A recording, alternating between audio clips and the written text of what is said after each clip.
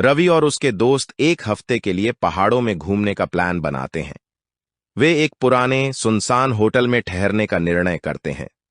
Hotel के बारे में कहा जाता है कि वहां पर आत्माएं भटकती हैं, लेकिन दोस्तों को इन कहानियों पर यकीन नहीं होता।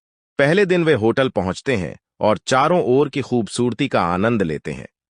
रात होने पर वे सब एक कमरे में बैठकर गपशप करते हैं। आधी रात के करीब अचानक बिजली चली जाती है और पूरा होटल अंधेरे में डूब जाता है। रवि और उसके दोस्त मोमबत्तियां जलाते हैं और फिर से बातें करने लगते हैं। तभी एक ठंडी हवा का झोंका कमरे में आता है और मोमबत्तियां बुझ जाती हैं।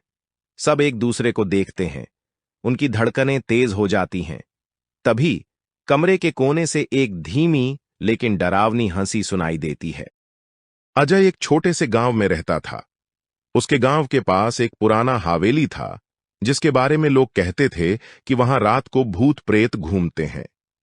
लेकिन अजय ने उन बातों पर कभी ध्यान नहीं दिया। एक दिन उसके दोस्त ने उसे वहां जाने के लिए चुनौती दी। अजय को उसे नकारना था, लेकिन उसकी जिज्ञासा उससे बड़ी थी। रात के अंधेरे में दोनों दोस्त हवेली की तरफ चल पड़े। हवेली में घुसते ही उनके सामने कुछ अजीब सी आवाजें सुनाई दीं। उनका हृदय धड़कने लगा।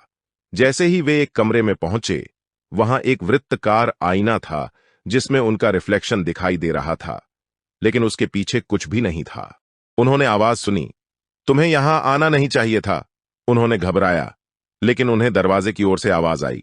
वे दरवाजा खोलने के लिए मोड़े और वहां उन्हें एक व्यक्ति का प्राचीन संस्कृत वस्त्र पहना हुआ मिला, जो उन्हें चुपचाप देख रहा था।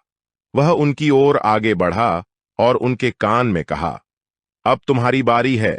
अजय और उसके दोस्त बिल्कुल डर से अपने घर वापस भागे और उस रात के बाद से उन्होंने कभी वहां फिर से कदम नहीं रखा।